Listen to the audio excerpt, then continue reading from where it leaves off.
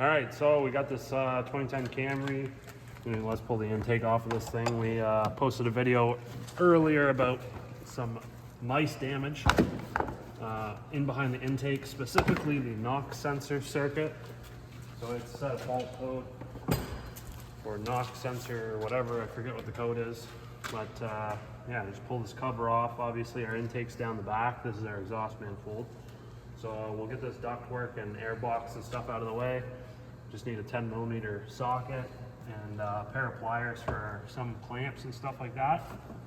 And then, yeah, basically undo this mass air flow sensor here. Looks like we got an evap purge solenoid. Undo that. Two 10mm screws. And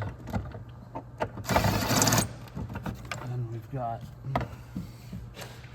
there's a 10 buried down there somewhere. I'm gonna undo this one.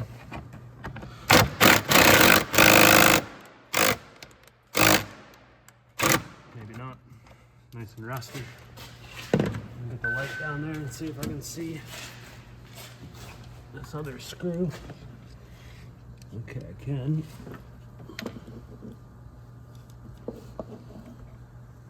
And might be able to snip to it.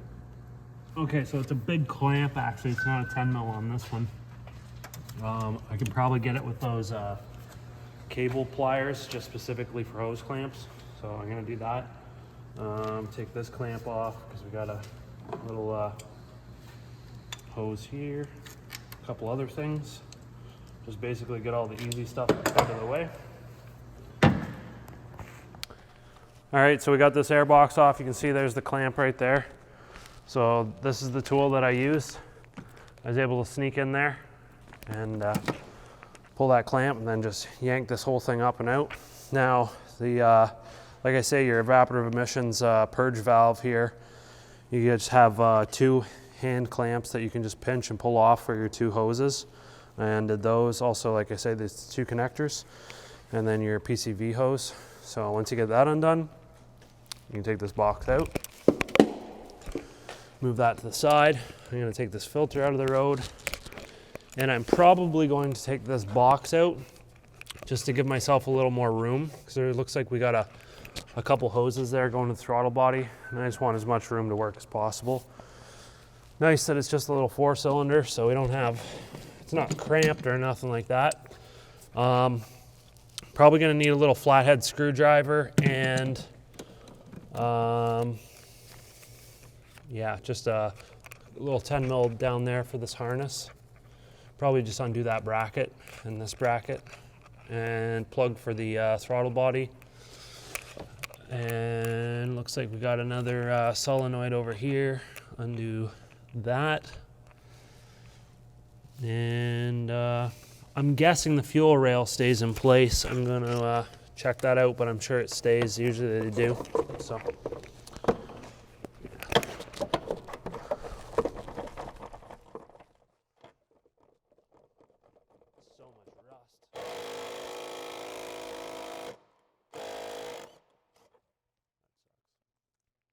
Broken.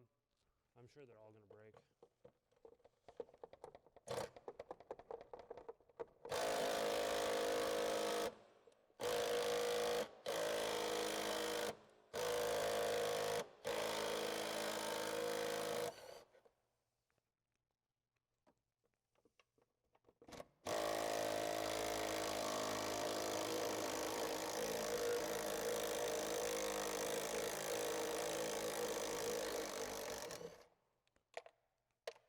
Good, we got one out.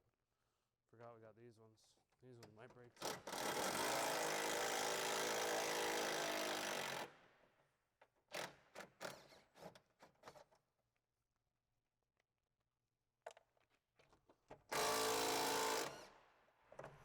Yep, typical. Rusty. I guess I didn't really have to take that other one off. Oh well. Okay, so let's get this plug undone. There's just, you can leave the rubber boot on it. right where it says push, you just push on that. And then, like I say, these two 10 mil bolts, get those off. That's gonna get us pretty well close. I'm not sure, I'm gonna try to do this without lifting it up, because I'm sure most of you guys are gonna be doing this on the ground at home or whatever, so. We'll get those two off and then we'll see if we can locate the bolts that hold this thing on. All right, so I'm gonna have to pull this wiper cowl off, and that's gonna give us some room to get this intake manifold out of there. So two 14 millimeter nuts for the wipers. One thing that I love about the Toyotas is that the wiper blades, the arms themselves actually just come off super easy. If you ever have to work on any domestic stuff, you'd understand. Then go work on a Dodge, you'll never get them off that easy. But, so we get those off. Then we have a couple of these little plastic clips. They're just Phillips head screws. You can use a flathead screwdriver, just a little pocket screwdriver. Okay, so just, yeah, two 14 millimeter bolts, wiper blades, and or wiper arms, and then you got two plastic clips on either end for your actual cowl. And then you can remove the whole thing. It just lifts up. There's a couple tabs that stick into there. Then you got three 10 millimeter bolts for this wiper transmission, and one connector here, this electrical connector. And it might be a little stuck on there. Try to pull this thing out so that I can get to that. Oh, I forgot one. Maybe 4 bolts. I thought it was 3.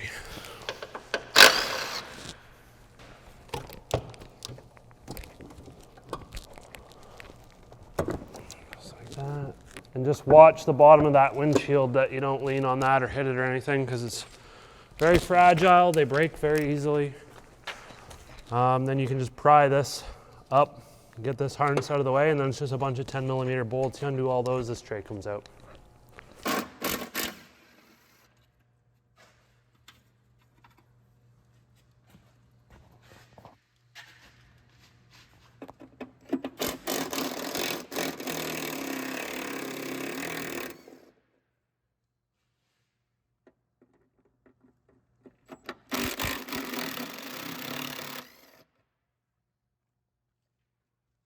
These ones, 14.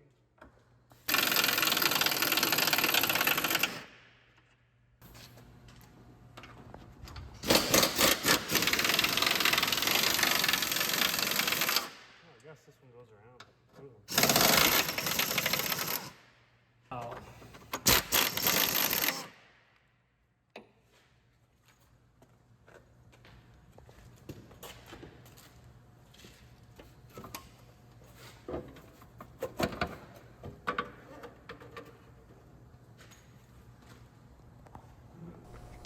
All right, so here's a view from underneath. You can see we've got one bolt up there in that corner. And then we've also got a bunch of connections that we need to undo, like this oxygen sensor harness and this other harness that comes down from the top and runs over to wherever that's going, power steering or whatever.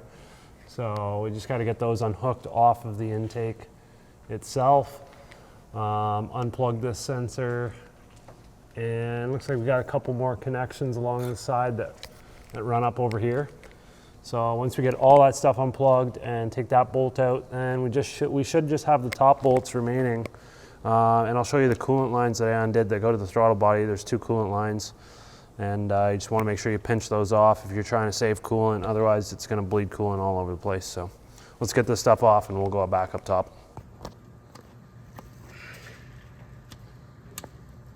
Okay, so we undid all our connections down below. Now, see these coolant lines I was talking about? Just use a couple, you can use hose clamps. There's like regular plier clamps you can buy, but I just use needle nose vice grips. They work fine. Just don't over tighten them. And then you got a couple clamps. You undo those, slide those lines off. You can see I actually pinched this lower one off back here because there wasn't enough room to get pliers in there and slide the hose off.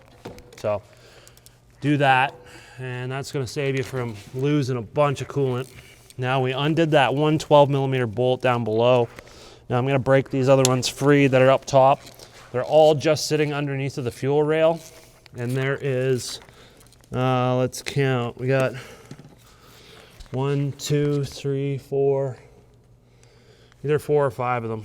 So get those off. This thing should come loose, and we might have 1 or 2 snags coming out. We may have to move this line, undo 10mm nut, get that line sorted out of the way, and that should be it. We should be able to get this thing out.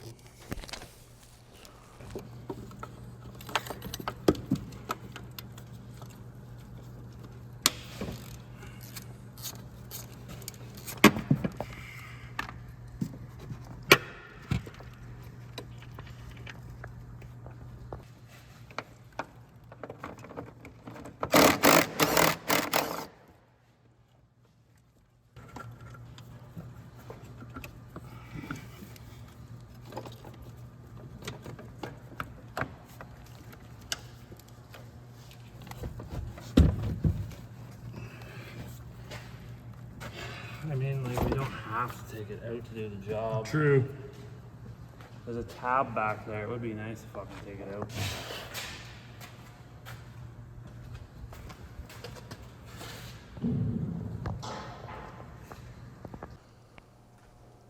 Well, we're where we need to be.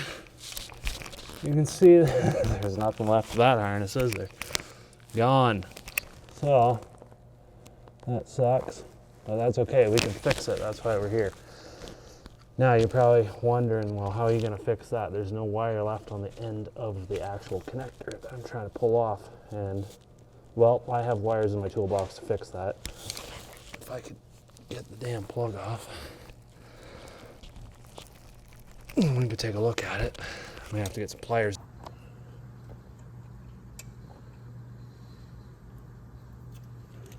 Oh.